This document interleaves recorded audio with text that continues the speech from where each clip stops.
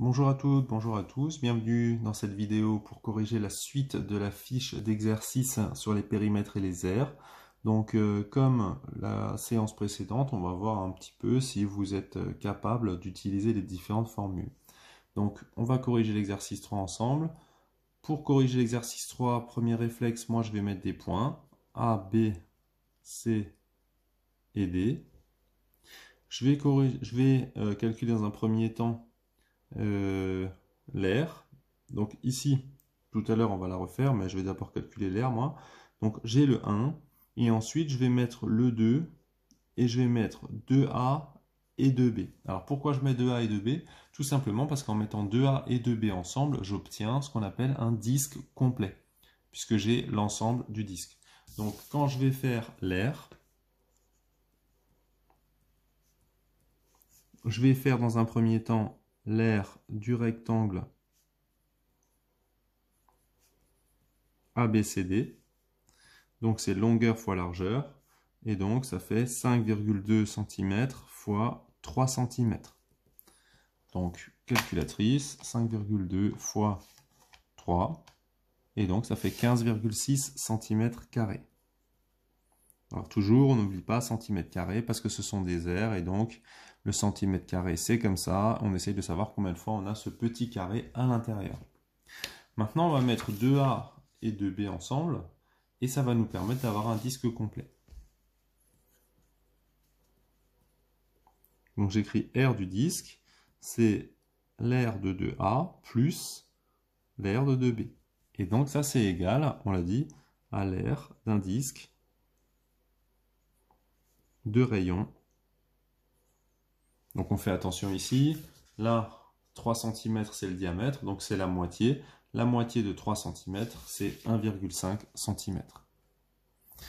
Pour avoir l'aire d'un disque de rayon 1,5 cm, on utilise la formule pi fois rayon au carré, ou pi fois rayon fois rayon.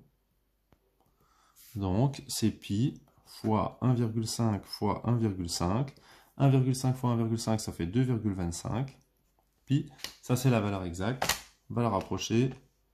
Si vous vous souvenez bien, on avait fait une des fiches précédentes. Donc ici 7,07.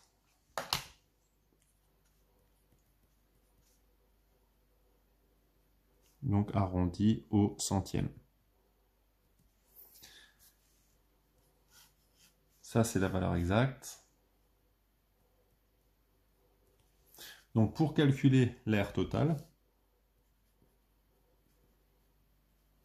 je vais évidemment prendre l'aire de 1 plus l'aire de 2. L'aire de 1, on avait trouvé 15,6. L'aire de 2, on avait trouvé 2,25 pi.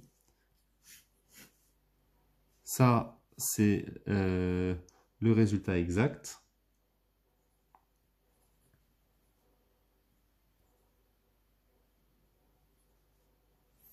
Maintenant, si vous voulez une valeur approchée, vous tapez ça à la calculatrice, plus 15,6, et ça donne à peu près 22,67.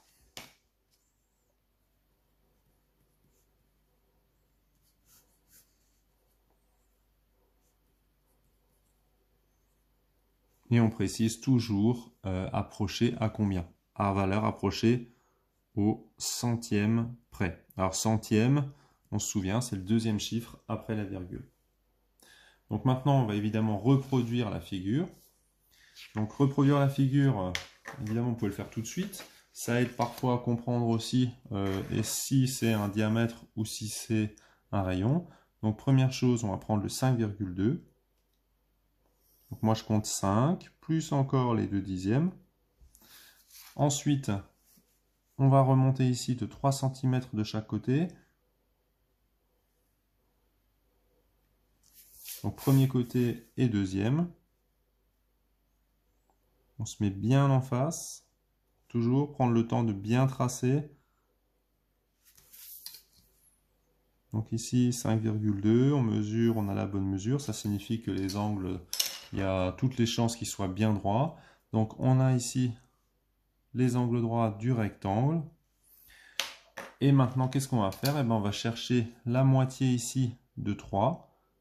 pour mettre 1,5 pour savoir à quel endroit on va piquer simplement avec son compas pour faire le cercle.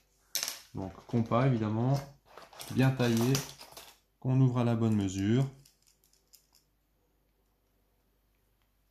Donc ici de temps en temps ce qui peut être intéressant de faire aussi c'est de piquer ici, venir chercher un côté et avant de tracer venir chercher l'autre pour voir si le centre est parfaitement au milieu, et si c'est pas le cas comme là, volontairement je l'avais décalé un petit peu pour vous montrer, donc regardez et s'adapter pour que ce soit le plus précis possible.